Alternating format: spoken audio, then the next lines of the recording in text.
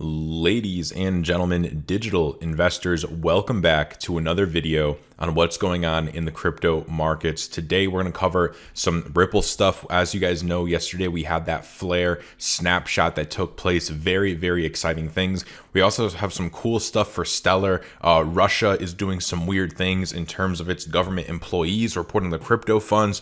Overall, we have a pretty interesting day today, and I'm really looking forward to hopping into it. So if you guys are frequent viewers of the show and you would like to show some support, just tap that like button, turn it blue. It helps immensely with the YouTube algorithm. Also, I'd like to thank everybody who went ahead and followed me on theta.tv. There is a link in the description where you can follow me on theta.tv. Thank you guys for all of the T-Fuel donations. And also the catch is that I upload my videos to Theta first. So if you want my content before it comes out on YouTube, then I'd highly recommend you go and check out my Theta. Again, the link is in the description. And with that said, guys, we're going to jump right into it. So XRP's price recovers from crash that followed after the huge airdrop, that airdrop being the Spark airdrop. So let's go over kind of what happened. In the past 24 hours, Bitcoin and Ethereum increased by 4.7%, ending several days of stagnancy, and XRP is up by 1%, putting an end to yesterday's swift price crash yesterday.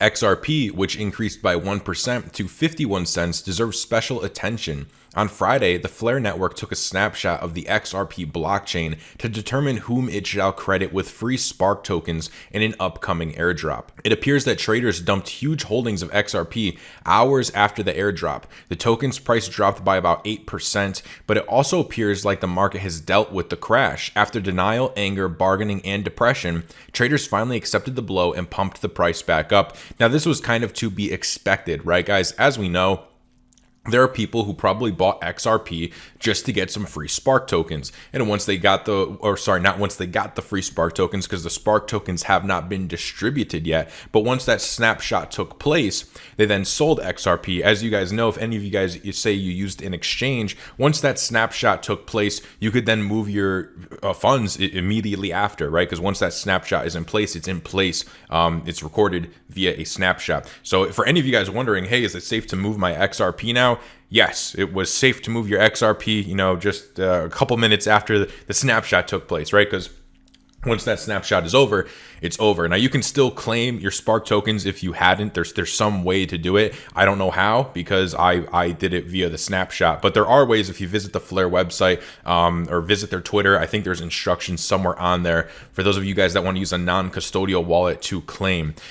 With that said, guys, XRP, it dumped a little bit. It was to be expected. And now it's holding fine. In fact, today, Bitcoin is back above $19,000, which is showing the market is pretty strong, right? Bitcoin has been holding at these levels for a while. And if you're wondering why Bitcoin matters when we're talking about XRP, it's because of the fact that Bitcoin kind of does lead the market right now. Altcoins of almost every type are definitely correlated and like to follow the price action of Bitcoin, as we've seen over the years.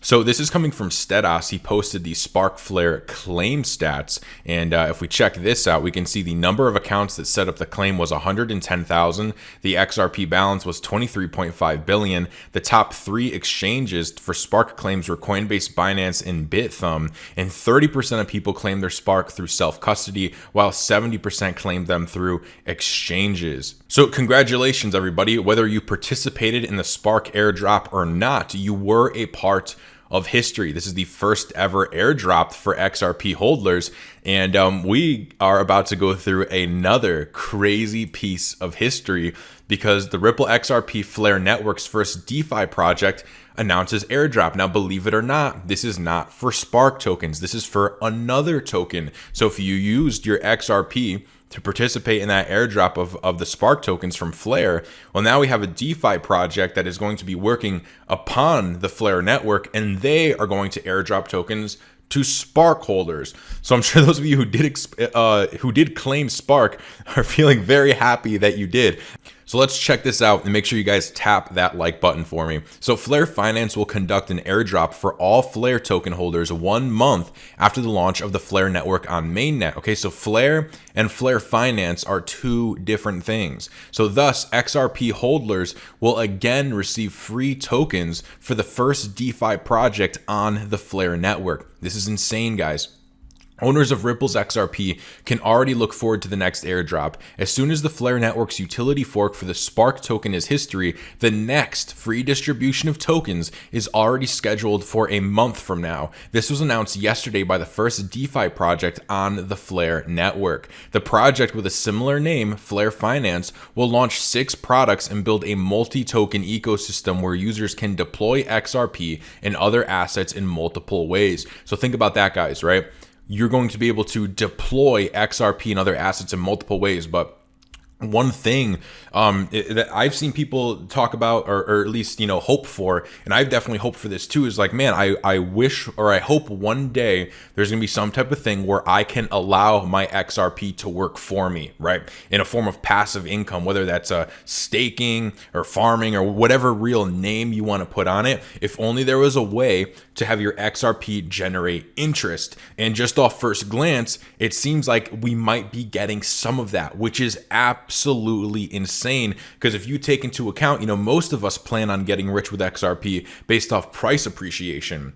But there are other ways to get wealthy, right? You do not have to build wealth by buying and selling. You could also build wealth through passive income, through letting those assets work for you. Stocks that offer dividends, right? That's probably a really easy to understand example. Another easy to understand example is kind of like, imagine if you owned real estate, right? So you're getting your rent from your tenants. So, the XRP being able to work for you, being able to deploy XRP, I cannot wait to start doing some in-depth research on this. So to celebrate the launch of the network, Flare Finance will also conduct an airdrop. The project revealed in a Twitter thread, Flare Finance will carry out this 1 month after Flare Network's mainnet launch. Eligible to participate in the airdrop will be all persons holding the FLR token on the day of the snapshot. So based off what I'm reading right now, this article says that right here it says XRP holders will again receive free tokens. Kind of true, but it seems like it's not going to be an airdrop based off the XRP you have, but rather it's going to be an airdrop based off of the Spark that you have. So, they're kind of correct, but not really. And again, this is just off my first glance in an article. I might be wrong. I need to get more information on this, and I'm sure they'll continue putting out more information.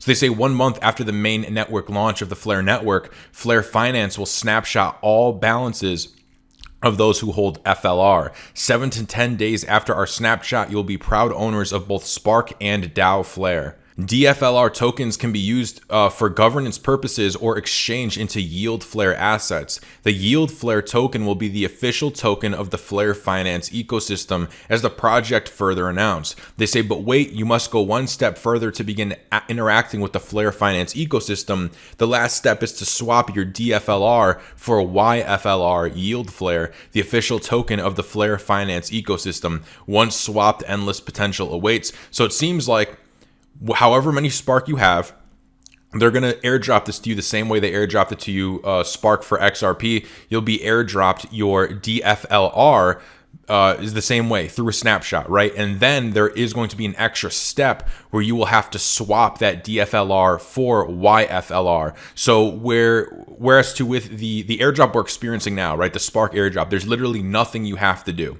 If you had XRP in your wallet at the time of the snapshot, you're going to get your Flare tokens, and that's it. There's no swap. So this one, there's going to be one extra step where you have to swap your tokens. YFLR will be the most important token of the ecosystem. Its total supply is 110 million. 110 million.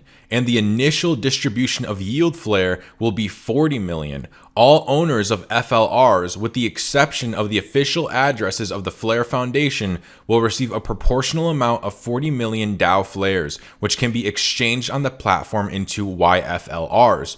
The time period for the swap will be only 7 days. On the 7th day, all unused YFLRs will be burned or moved to the reserve pool. This goes over how many tokens are reserved for the team and what will the ecosystem offer, but we're not going to go over that. Instead, I want to jump to their website and go over some of their products. But anyways, guys, this might sound confusing.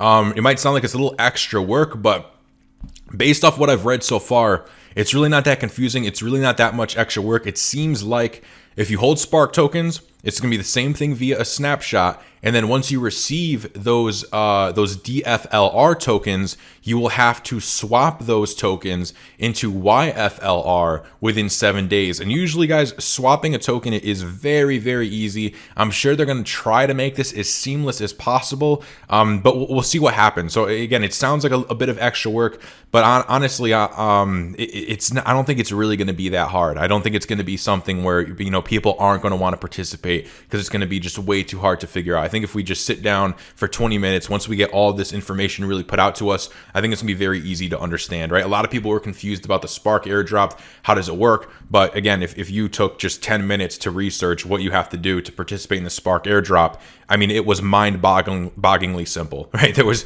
really nothing complicated about it, especially once we had exchanges. High up exchanges like Binance announced that they were going to support it. Coinbase announced that they were going to support it. It became a very, very seamless process. Now, here is the Flare website. So this is the company that is airdropping you Spark. They did the snapshot. And here is Flare Finance. So this is not a part of Flare. This is a separate company that is going to airdrop to you their token based off how many Spark you have. Now, Flare Finance has 6 products. I say 6 revolutionary products, and this looks very, very interesting. So we're going to go over these products so we can kind of get an idea of, what is this project really about. So we will start at flarex and move across, and then from flareloans and move across. So these are their 6 products. First, flarex enables users of the Flare network to swap currencies and earn passive income, providing liquidity to liquidity pools, providing transfers with decentralized on-demand liquidity through a simple and easy to use interface. Now, decentralized on-demand liquidity sounds very, very cool. As we know, that's one of Ripple's products as well as on-demand liquidity. So decentralized on-demand liquidity, things are looking very, very interesting right now. And they also say, what we talked about earlier, they said you could deploy your XRP and other assets.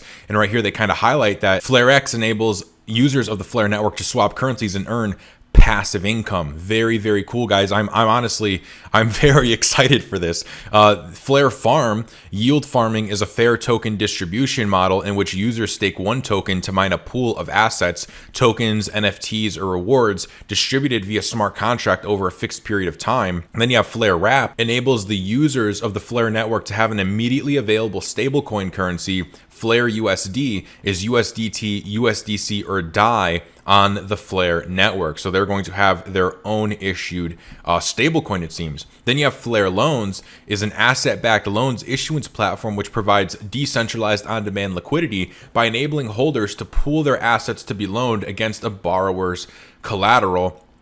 You have flaremutual. It's a decentralized mutual fund that allows people to share risks together without the need for an insurance company. Now that is huge, guys, because basically what that is basically doing is it's cutting out the middleman, which is insane, right? Our whole financial ecosystem right now is basically dependent on middlemen. What decentralized finance is essentially doing, at least in this aspect, is it seems as though it is cutting out the middleman. Okay, so a mutual fund that is decentralized and allows people to share risks together without the need for an insurance company. Guys, this is nothing short of revolutionary stuff, right? Revolutionary stuff. Things that our financial ecosystem, I mean, this is going to shake the foundation of our entire financial ecosystem. Again, not even just this, this product, not even just Flare Finance, but decentralized finance in general. It is a revolutionary product, and so far Flare Finance and what they want to do, this looks awesome. So then you also have Flaremine. Flaremine is a decentralized yield mining platform that allows owners of Bitcoin or Ethereum mining rigs to mine Spark. So think about that, guys. Owners of Bitcoin or Ethereum mining rigs can mine Spark. So again, we'll see what happens with this. I can't wait to start doing some deep diving research on this because this was just announced yesterday. And with everything we have coming out, it looks like we are setting up to go on one of the most bullish years for crypto that I think the space has ever seen, right? We've seen Bitcoin over the past 10 years do amazing things. I think what we saw in 2017 for altcoins, I think 2020 is going to be nothing. Now maybe we don't get the same ROIs, right? Keep in mind there is the law of diminishing returns.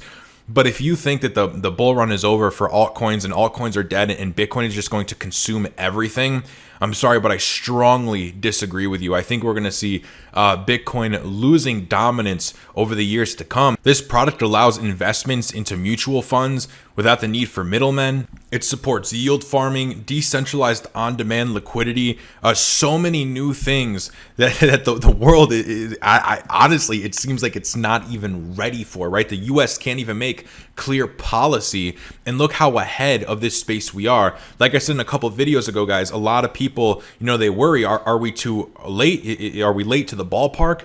Guys, it hasn't even really started yet, right? It really has not even started yet, in my opinion, right? I could be wrong, but I really don't think I am, and I think a lot of people would agree with me when I say that we are in the very beginning of revolutionizing our entire payment system, right? Our entire financial system. Bitcoin started it for sure. I think that without Bitcoin, we definitely wouldn't be here today. But I think we are definitely moving on to that next chapter, that next step in our journey that is going to upend our current financial ecosystem in the way we interact with it. We also have some interesting things happening on the XRP rich list. So this is pretty interesting. We're seeing all of the lower wallets.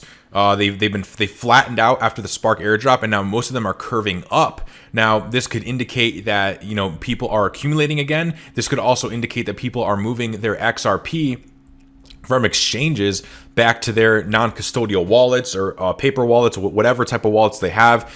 As we know, 70% of people decided to do the Spark airdrop on an exchange. So a percentage of those could be moving their XRP back into their old wallets. However, one interesting thing is that, we're not seeing these huge balances where definitely some or most of these are exchanges. It's not dipping, right? So we're seeing these smaller wallets going up, but the balance on these bigger wallets are not going down. So that's an interesting look, right? If this was a mass pulling off exchanges and back into non-custodial wallets, then would we not see this graph starting to trend lower as the coins move out of these wallets and back into the smaller wallets? As of right now, we're seeing all of them go up. So we'll see what happens. Again, it's still very, very early.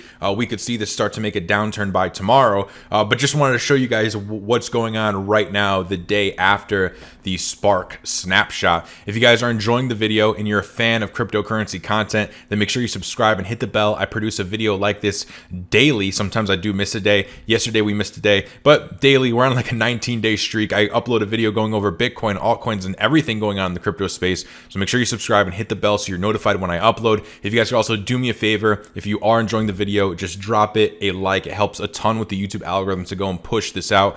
On our last video, I told you guys about my theta.tv channel. All of my videos that are uploaded on YouTube are uploaded here first. I also told you guys, let's see if we can get to 100 followers, and we got to 112. So you guys are amazing. Thank you for supporting me on theta.tv, and really you're supporting yourself. If you're an investor in Theta, if you're an investor in cryptocurrencies, you want to see decentralization succeed, you want to see mass adoption of these things, it's going to start with you. Start adopting these platforms. Make it a point to watch my content on Theta rather than watch it on YouTube. Okay, again, mass adoption is going to start with me and you. So I'm doing my part. I'm uploading my videos to Theta, and I'm uploading them there first. So if you want to be the first person to see my content before it hits YouTube, then go check me out there. Your cryptocurrency prices for today: you have Bitcoin sitting at 19,200, Ethereum at 592, XRP at 51 cents, Litecoin at $82, Bitcoin Cash at 278. For the most part, on the 1 hour we are red, but on the 24 hour, a lot of coins are up and in the green. Stellar up 10.2% on the 24 hour at 17.4 cents.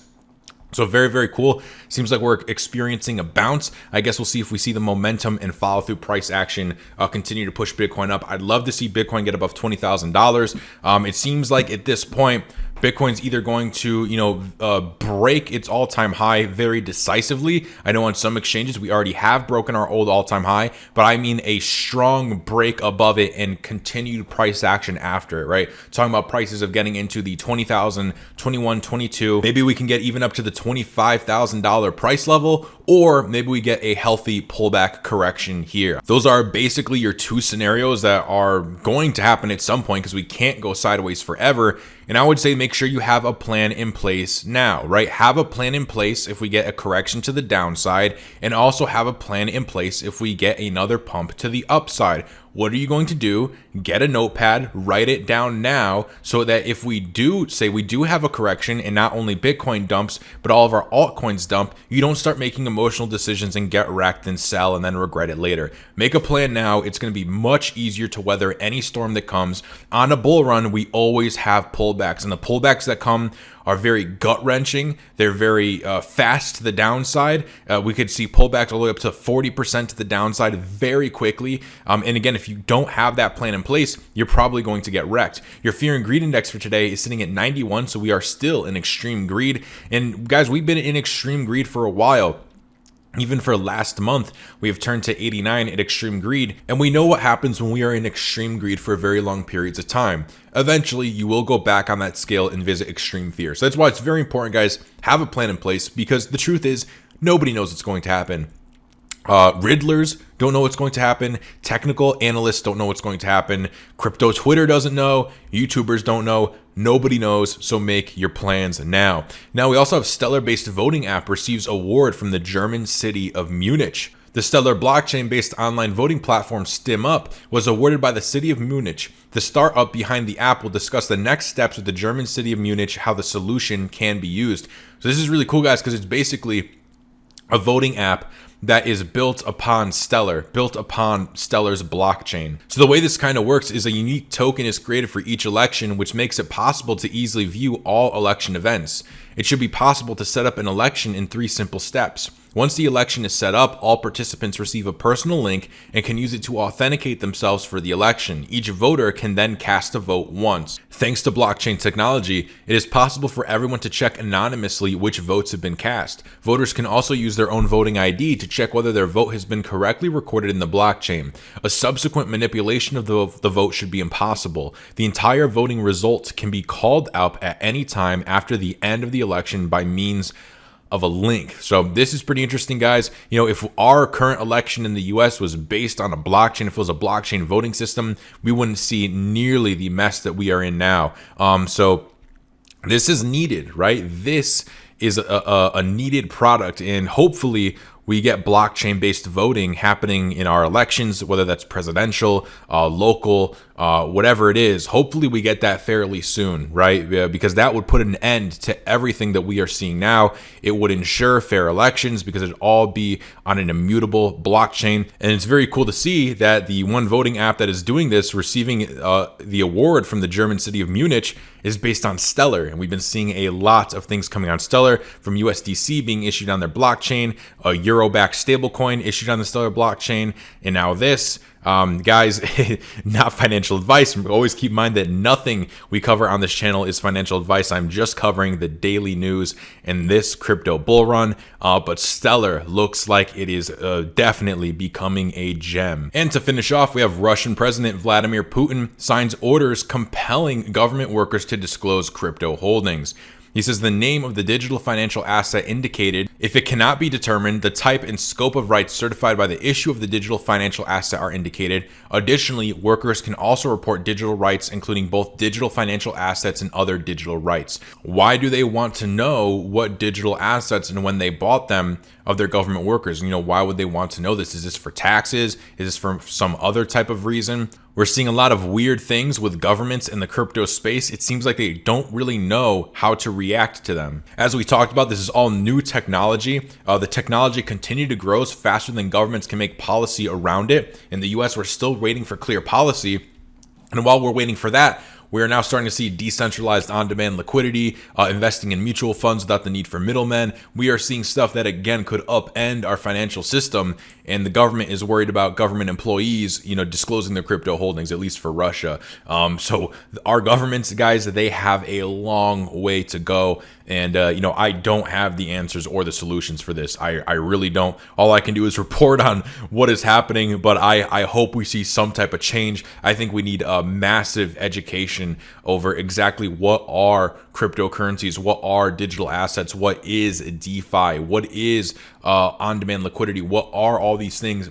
These people definitely need a major education. With that said, guys, that is the video for today. If you enjoyed it, again, make sure you subscribe and hit the bell. You'll be notified every time I upload. This video was uploaded to theta.tv first, so if you want to see my content first and you want to be a part of promoting the mass adoption of decentralized content platforms and be a supporter of Theta, then check me out there. Link is in the description. Make sure you tap the like button and make it turn blue on your way out. And with that said, I will see you all on the next one. Have a great day, everybody.